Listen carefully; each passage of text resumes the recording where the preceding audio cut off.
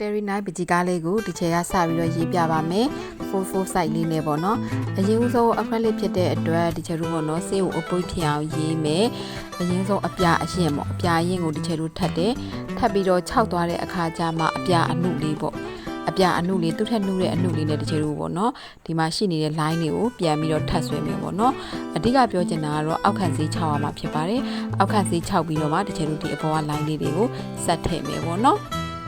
ဆေးလေးတွေကိုညက်နေအောင်ထည့်မယ်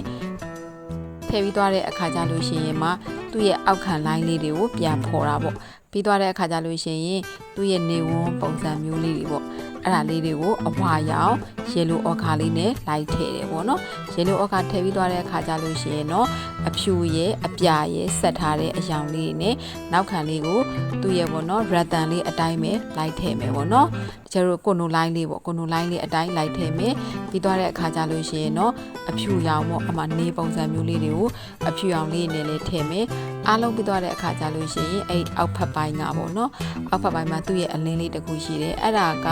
အပေါ်ကပြထားတဲ့အရောင်အပြာနုရောင်လေးနဲ့အပြာနဲ့အဖြူရောင်ပေါ့ sky blue နဲ့အဖြူရောင်လေးကိုဆက်ပြီးတော့ဒီချေကထည့်ပေးထားပါတယ်ပြီးသွားတဲ့အခါကျရင်တော့အဲ့ထဲမှာအဝါရောင်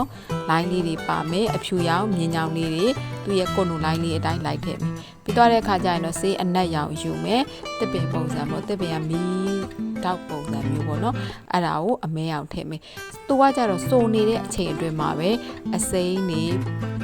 အပြာတွေအဝါတွေကိုလိုက်ထည့်မယ်အဝါနဲ့အမဲနဲ့ပေါင်းလို့ရှိရင်ဒီမှာအစိမ်းဖြစ်တယ်အဲ့ဒီအစိမ်းလေးနဲ့ဒီချက်ကထည့်ထားတာဖြစ်တယ်သူ့ရဲ့ chest ကြောင်လေးကိုလည်းဒီချက်ထည့်ထားတယ်အဲ့ဒါလေးကတော့ဒီချက်တို့ဒီမှာရှိနေတဲ့အပြာလေးနဲ့ပဲဒီချက်လုတ်ပေးထားတယ်ပေါ့နော်ပြီးသွားတဲ့အခါကျလို့ရှိရင်အောက်က chest ကြောင်လေးရဲ့အောက်ကပေါ့နော်သူ့ရဲ့ရှုပ်နေတဲ့ဒီအပိုင်းလေးတွေကိုဒီချက်ကအပြာလေးရဲ့အစိမ်းလေးရဲ့ပြီးသွားတဲ့အခါကျလို့ရှိရင်အမဲလေးတွေနဲ့လိုက်ဖောက်ထားတယ်ပေါ့နော်အဲ့မှာအဓိကပြောချင်တာကတောင်လေးတွေပါတယ်အဲ့တောင်လေးတွေကကျတော့ဒီချက်တို့ပေါ့နော်နောက်ခံ